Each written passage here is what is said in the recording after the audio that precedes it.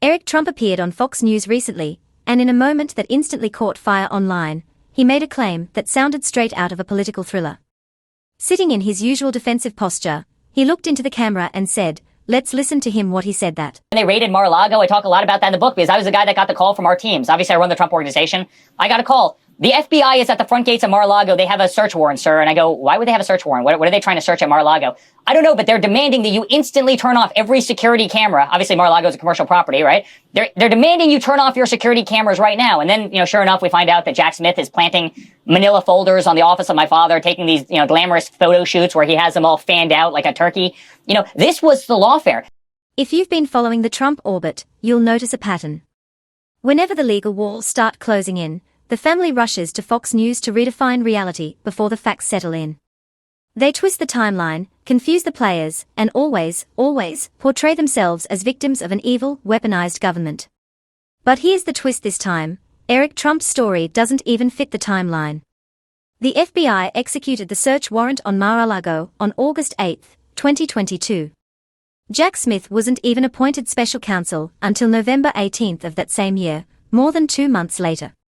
So unless Jack Smith somehow time-traveled or moonlighted as a rogue federal agent before he even had the job, Eric's story collapses instantly. But that's not the point. The point is emotional manipulation. The point is to keep Trump supporters angry, distrustful, and ready to dismiss any future evidence as a political hit job. Let's pause here for a second. Why would Eric Trump, or anyone in his position, make a claim this easily debunked? The answer lies in something much larger than a single Fox News interview. Donald Trump is now openly using his power, his Department of Justice, and his political machinery to target his opponents. He's not hiding it. We've seen it with his threats toward James Comey, with the relentless attacks on Letitia James, and even whispers of a coming indictment against former National Security Advisor John Bolton. Each of these names has one thing in common: they stood up to Trump or criticized him publicly. And now, Trump's team, including Eric, are laying the groundwork to normalize what comes next: retribution disguised as justice. By claiming Jack Smith planted evidence, Eric Trump isn't just defending his father. He's planting an excuse. He's giving Trump's base a narrative to hold on to when Trump inevitably uses his Justice Department to go after Jack Smith himself. So when that happens, and make no mistake, it will, his followers will already be conditioned to believe it's not vengeance, it's accountability. It's the classic authoritarian playbook: discredit the investigators before they can hold you accountable. Manufacture a scandal before the real one lands. Sound familiar? It's how Trump's propaganda machine has operated since day one. But let's dig into the facts, because they matter. The search of Mar-a-Lago wasn't some midnight ambush. It was the result of months of back and forth between the National Archives and Trump's legal team. The government repeatedly asked Trump to return classified materials he had taken with him after leaving office. He refused. Eventually, a federal judge signed a warrant, based on evidence that classified documents were still on the property. When agents entered, they didn't find a few misplaced files. They found entire boxes of classified material scattered across rooms, closets, even bathrooms. Photographs from the indictment show documents marked top secret lying near a toilet. That's not lawfare. That's recklessness. So what exactly is Eric Trump saying? That Jack Smith, as a private citizen, somehow infiltrated Mar-a-Lago, broke into a federal investigation, and planted envelopes filled with evidence to frame his father, months before he even had the job. The story doesn't survive 5 seconds of scrutiny. And yet, on Fox News, it goes unchallenged. Because Fox isn't there to ask questions. Fox is there to echo whatever the Trump family needs the public to believe. The goal is not to convince skeptics. It's to reinforce belief among loyalists. The truth is irrelevant. The narrative is everything. That's why this interview matters. It shows how Trump's inner circle is already preparing to weaponize misinformation to justify political revenge. And while that might sound outrageous, it's exactly what authoritarian leaders do before they consolidate control. They delegitimize independent prosecutors. They attack the judiciary. They claim the media is corrupt. They convince their followers that every legal challenge is an attack on the people. Once that foundation is laid, they move on to punishment, not for crimes, but for opposition. Senator Brian Schatz recently commented on this new phase of Trumpism, calling it malicious prosecution masquerading as justice. He drew parallels to how Trump's team tried to pressure career prosecutors into targeting critics like Comey, and how they had to settle for politically motivated appointees when professionals refused to play along. Schatz warned that this cycle, personalizing justice, is how democracies slide toward autocracy. And yet, Trump's supporters cheer it on, because they've been conditioned to see retribution as patriotism. This isn't happening in a vacuum. Remember Trump's campaign promise to restore American manufacturing, protect the working class, and end globalist trade policies. What did we actually get? A trade war that sent prices skyrocketing, industries shrinking, and wages stagnating. Inflation climbed while corporate profits soared. There was no manufacturing renaissance, only photo ops at shuttered factories and empty slogans about jobs that never came back. The only group that truly prospered under Trump's policies were billionaires, corporate monopolies, and political insiders. Meanwhile, working Americans paid more for everything from cars to groceries, victims of tariffs that backfired spectacularly. Think about it, if Trump wanted to help ordinary Americans, he could. He's proven he can act decisively when it benefits him personally. When he wanted to block investigations, he acted immediately. When he wanted to grant pardons to loyalists, he didn't hesitate. When he wanted to punish perceived enemies, he used every tool at his disposal. But when it came to lowering costs, raising wages, or protecting healthcare, suddenly, it was all too complicated. The truth is, Trump never governed for the people. He governed for himself. Every policy, every executive order, every political stunt served one purpose: to expand his personal power and protect his own interests. Eric's Fox News appearance fits perfectly into that pattern. It's not about evidence. It's about control. He's trying to rewrite history in real time. Because the Trump team understands something their opponents often forget. The fight for truth is not fought in courtrooms, it's fought on television and social media. If they can convince enough people that the system is corrupt, then when Trump's Justice Department starts arresting journalists, prosecutors, or rivals, his supporters will cheer instead of protest. That's the danger of this rhetoric. It erodes the very foundation of democratic accountability. So the real question becomes, how far will Trump go? He's already purging agencies, appointing loyalists, and reshaping the DOJ to serve him. Reports suggest he's building Schedule F, a plan to replace thousands of nonpartisan civil servants with hand-picked political operatives. He wants prosecutors who will pursue his enemies, judges who will rule in his favor, and a media ecosystem that silences dissent.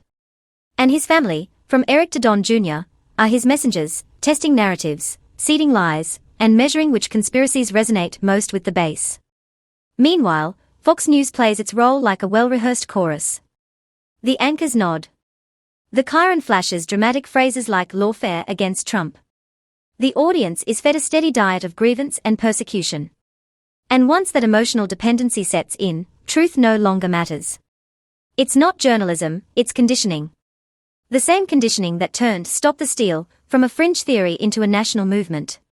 The same conditioning that led thousands to storm the Capitol on January 6th. And now, the same conditioning that prepares millions to accept state-sponsored vengeance as justice. But here's the irony. While the Trump family cries lawfare, they are simultaneously using the law as a weapon against others. Every indictment of a critic, every threat against a journalist, every investigation launched into a political rival, it's projection. They accuse others of what they are doing themselves. And their supporters fall for it, again and again. Because outrage is addictive. It feels righteous. It feels powerful. And Trumpism thrives on that feeling. There's also an economic angle to this, one that often gets overlooked. Trump's obsession with loyalty over competence doesn't just corrupt the justice system, it cripples the economy. Investors crave stability, predictability, and rule of law. But when a government starts targeting companies, countries, or officials based on political vendettas, confidence collapses. Under Trump's renewed trade policies, tariffs and sanctions have been used as political punishment, not economic strategy. Prices rise, supply chains crumble, and average Americans bear the cost. This is what economists call political risk pricing. It means global markets now treat the United States the way they treat unstable regimes, unpredictable, retaliatory, and dangerous to invest in. That's not populism. That's self-sabotage. So when Eric Trump goes on Fox News spinning tales about planted envelopes, remember what's really being planted: doubt, division, and distrust in the very idea of objective truth. Because if truth becomes negotiable, power becomes absolute. And once power becomes absolute, democracy ceases to function. That's the long game here, and it's being played in plain sight. Senator Schatz put it perfectly: Trump would absolutely become an authoritarian ruler if he could. The only reason he hasn't is because institutions, courts, journalists, civic groups, have held the line. But those institutions are not invincible.